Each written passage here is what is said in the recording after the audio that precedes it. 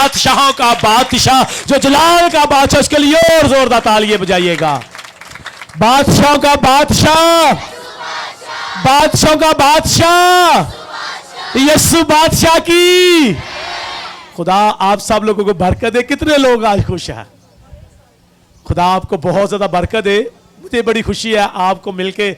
एक बार फिर आप सबको मेरी तरफ से, मेरी फैमिली टीम की तरफ से, तमाम खादमों खादमाओं की तरफ से आप सबको खजूरों का इतवार मुबारक हो। आज यीशु ने, जो मैं कलाम आपके साथ शेयर करूंगा, ये फतहमंदी का नारा लगा दिया था। ये फतहमंदी यरूशलेम में आ गई थी जब यीशु बादशाह बनकर बादशाह अंदाज में यरूशलेम में दाखिल हुए तो लिखा है सारी कौम, सारे लोग हिल गए। और एक बड़ी खूबसूरत कलाम आया, जो कलाम में बाद भी ये सीखेंगे कि जब वो दाखिल हुए तो लोगों ने नारे लगाने शुरू किए। कौन से नारे पता है किसी को? कौन से नारे लगाने शुरू किए? कैसे लगाए थे मुझे बताइएगा। इधर से कौन ही नारा आ रहा, बताएं कैसे लगाए थे? सबने मिलकर कहना कैसे लगाए थे। वाह जी वाह, पता चला। और कैसे लगाए थे? ओशाना मुबारक है वो जो खुदावंद के नाम से आता है।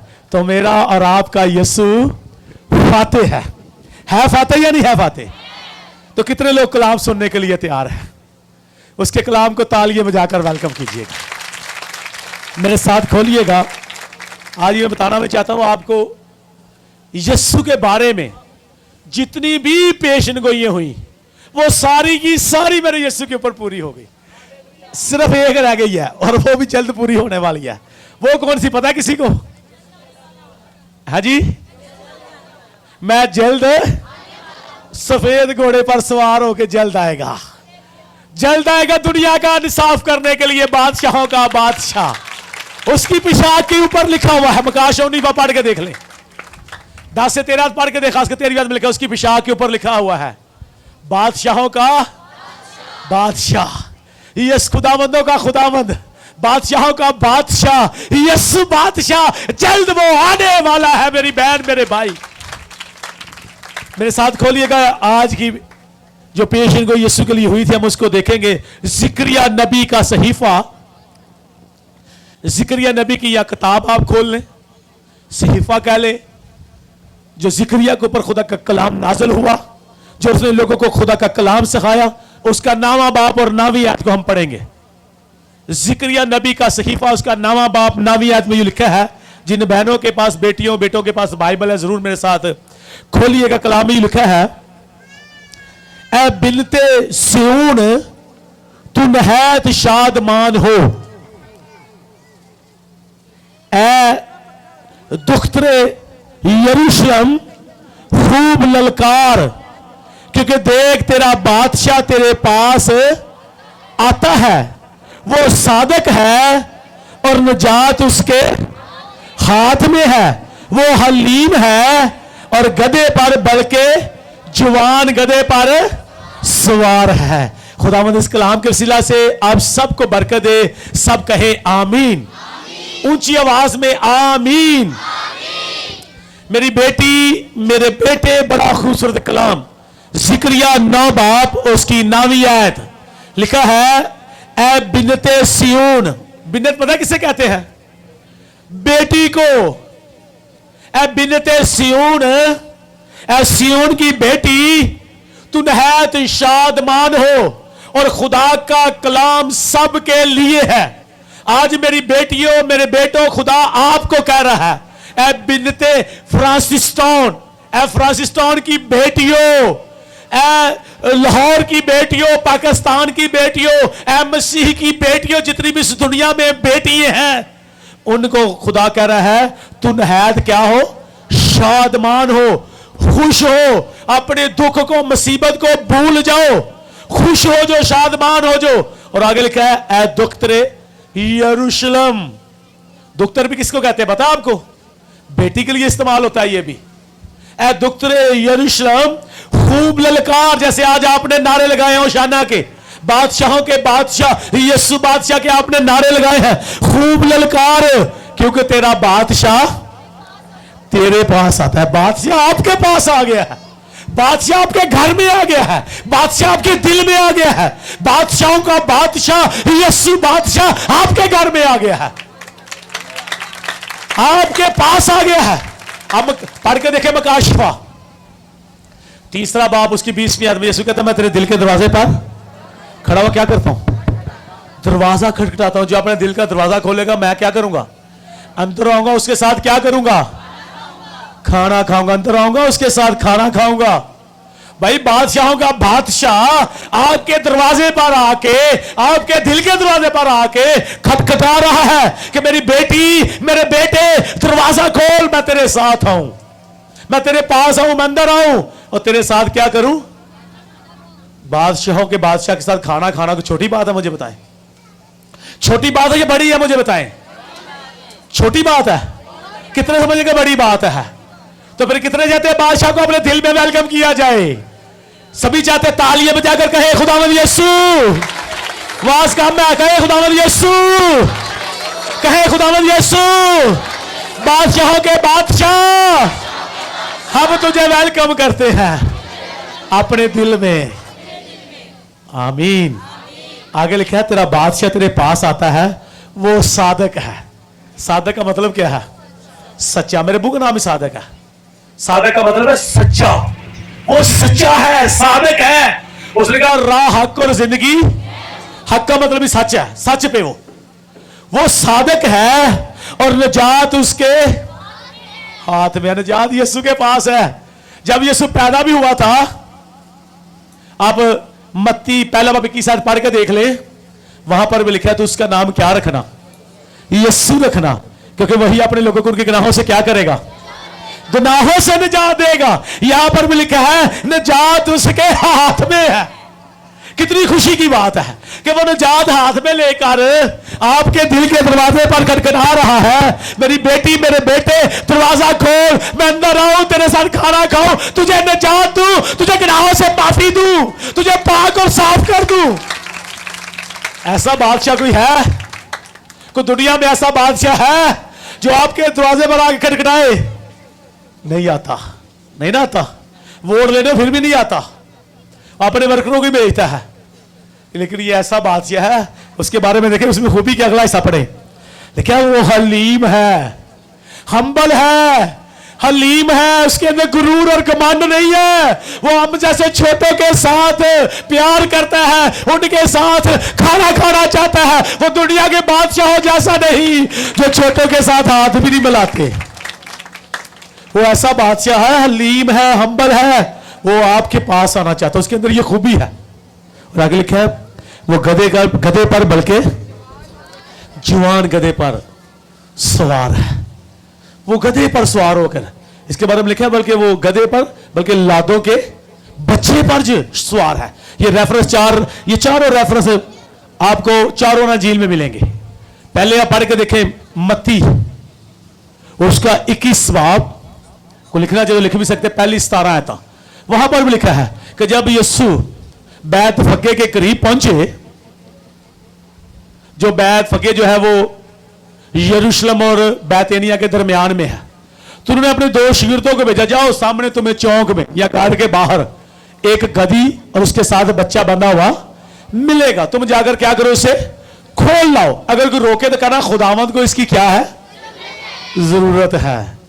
खुदावंद ने मंगा लिया। तो आज भी अगर पास्टर चर्च के लिए आपसे कुर्सियां मांगते हैं आपके घर से, अगर खादम ज्यादा ये बर्तन मांगते हैं, अगर आपके घर से कोई सोफा मांग लेते हैं, तो अगर आप खुशी से देते तो उसकी जरूरत किसको होती है, यीशु को। कि जलाल किसके नाम प्रस्तुत किसकी होती है। तो जो ये चीजें देते हैं उनके लिए भी आज जोरदार तालियां बजाइएगा। वो बादशाह के बादशाह यीशु बादशाह के लिए सारी चीजें दे देते हैं, अपना घर सब कुछ। लिखा है उन्होंने, किसी ने रोका नहीं। उन्होंने पूछा ये गधा क्यों खोल रहे, गधी का बच्चा? उन्होंने कहा इसकी जरूरत किसको है, खुदावंद को है। और उन्होंने क्या किया, दे दिया और यीशु के पास वो ले गए। फिर यही रेफरेंस सेम मरकुस रसूल की अंजील उसका 11 बाब उसकी पहली 11 आयत पढ़े, वहां पर भी लिखा है कि लोगों ने नारे लगाने। लिखा नबी की वो बात पूरी हुई, जिक्रिया नबी की वही बात, ऐ सिय्योन की बेटी देख तेरा। मैं इसको पढ़ना चाहता हूं, जरा पहले मत्ती वाला भी देख ले, जो चंद चीजें खास है वो पढ़ ले, मत्ती की बात मैंने कहा था पहली 17 आयत 5वीं आयत पढ़ने लगा हूं। एस्यून की बेटी, बल्कि चौथी से पढ़ता ताकि आपको पता चले ये नबूवत यीशु की पूरी हो गई है। लिखा है ये इसलिए हुआ कि जो नबी की मार्फ कहा गया था वो पूरा हो कि सिय्योन की बेटी से कहो कि देख तेरा बादशाह आता है, वो हलीम है और गधे पर सवार, बल्कि लादों के बच्चे पर सवार है। किसके बच्चे पर? लादों के बच्चे पर सवार है। तो मेरी बहन, मेरे भाई, ये नबूवत, ये पेशनगोई यीशु के लिए पूरी हो गई कि तेरा बादशाह तेरे पास आता है, वो गधे पर सवार है, वो हलीम है, निजात उसके हाथ में है, वो तेरे पास आता है, निजात लेकर तेरे पास आ रहा है, वो तेरे घर में आता है, वो तेरे दिल के दरवाजे पर खटखटाता है, वो तुझे निजात देने के लिए तेरे पास आ रहा है। मेरी बहन, मेरे भाई, उसको तालियां बजाकर वेलकम कीजिएगा कि खुदावंद यीशु आज तू मेरे दिल में आ, मेरे घर में आ, मेरे लिए तू निजात लेकर आया है। यीशु आपको प्यार करता है, इसलिए वो इस दुनिया में आया ताकि मैं और आप निजात पा जाए। देखिए, निजात उसके हाथ में है, वो हलीम है, हम्बल है, वो बादशाहों का बादशाह है, वो गधे पर सवार, बल्कि जवान गधे पर, और लिखा है कि वो लादों के बच्चे पर सवार है। ये उसकी देखे मोहब्बत, ये उसका प्यार जो आपके लिए फरोतन बन गया, जो आपको निजात देने के लिए इस दुनिया में आ गया। और आगे मैं आपको जो रेफरेंस दे रहा था, अब चले वहां पर मरकस 11 बाब की पहली 11 आयत पढ़ के देखे। मैंने 4 रेफरेंस आपको कहा था, चारों ना झील में, चारों जगह पर ये कलाम खुदा का पूरा होता है। इसकी हम दूसरी आयत पढ़ लें। लिखा है और उनसे कहा अपने सामने के गांव में जाओ और उसमें दाखिल होते हुए गधी का बच्चा बांधा हुआ तुम्हें मिलेगा। उन्होंने वहां पर क्या किया? गधी के बच्चे को देखा, मिल गया उनको। उन्होंने आगे इसकी 8वीं आयत पढ़ने लगे हैं, बल्कि इस 8वीं चले पढ़ लेते हैं। और बहुत से लोगों ने अपने कपड़े राह में बिछा दिए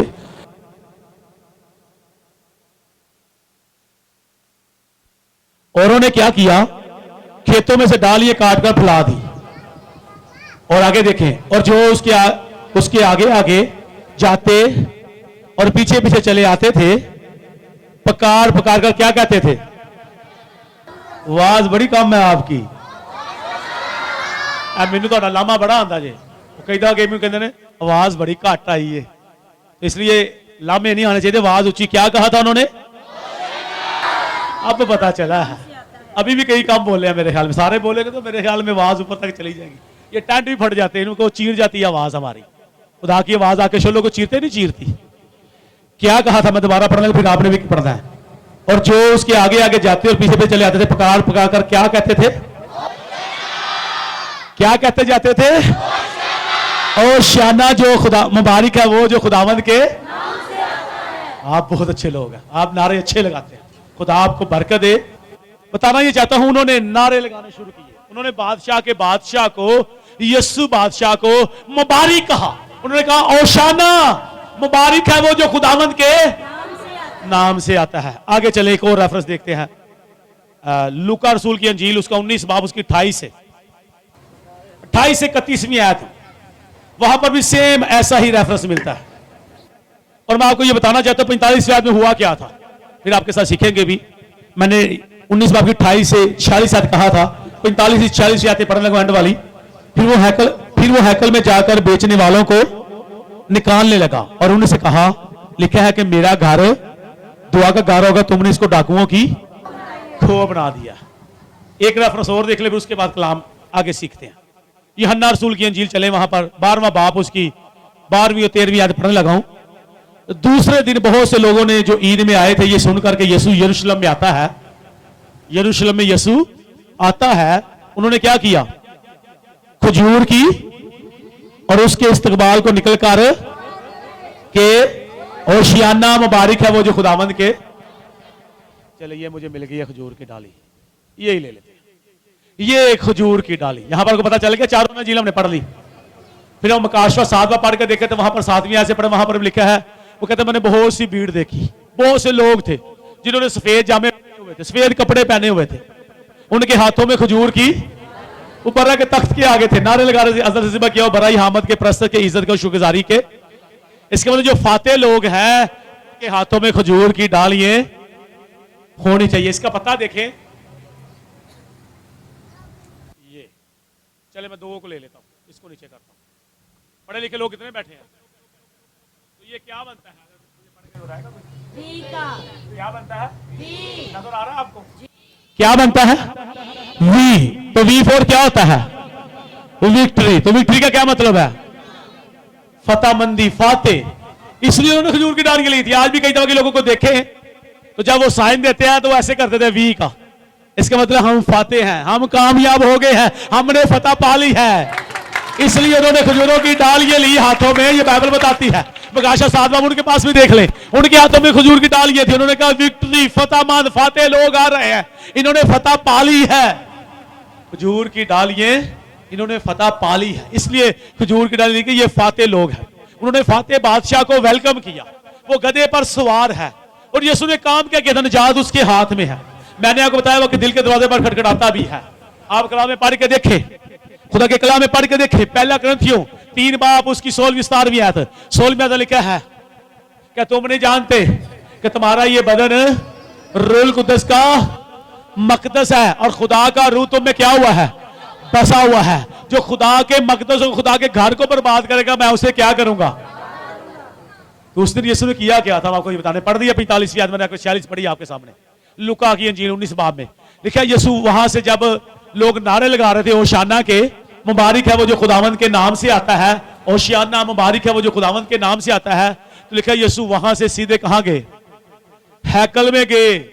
ये बाइबल बताती है। चारों नजील के मैंने रेफरेंस दिया आपको, चारों नजील पढ़ के देख ले। पुराने अहदनामा का रेफरेंस दे दिया, खतों का रेफरेंस दे दिया, मुकाशवा का रेफरेंस दे दिया है, क्योंकि यीशु सच्चा है। सारी बाइबल, सारी बातें उसको सच्चा साबित करती है। पुराना अहदनामा भी, चारों अनाजील भी प्रैक्टिकल करा दिया चारों अनाजील ने। फिर आप खत देख ले, खत वाले शक्पलूस रसूल ने भी यही कह दिया कि तुम्हारा ये बदन रूहुल कुद्दस का मकदस है, इसमें यीशु आना चाहता है। और मकाशवा, इसका मतलब मकाशवा बेद की बातें कहता है जो आने वाले वक्त में होगी। वहां पर भी फाते लोग खजूरों की डालियां सफेद कपड़े पहने हुए उसके तख्त के आगे है। और यहां पर लिखा यीशु सीधे हैकल में गए। उन्होंने हैकल में जाकर किया क्या था? क्या उन्होंने एक कोड़ा बनाया और वहां पर लोगों को मारना शुरू किया, उनको बाहर निकाल दिया। जो वहां वो कबूतर फरोशों को, जो वहां चीजें बेच रहे थे, जिन्होंने खुदा के घर को बिजनेस बनाया हुआ था, यीशु ने उनको वहां से निकाल दिया और कहा, लिखा है कि मेरे बाप का घर किसका घर होगा? लेकिन तुमने इसको क्या बना रखा है? डाकुओं की खोज। तुमने इसको बिजनेस बना रखा है, तुम लोगों से पैसे कमा रहे हो, चीजें लोगों को यहां पर महंगी बेच रहे हो, यहां पर लोगों को महंगी चीजें बेच रहे हो, तुम तो यहां बिजनेस कर रहे हो। उसने उनके अंदर से, खुदा के घर से, खुदा की हैकल से उन लोगों को क्या किया? निकाल दिया। आज यीशु आपके दिल में आना चाहता है। अभी आपने करार भी, बादशाहों के बादशाह यीशु बादशाह क्या कर मेरे दिल में आ।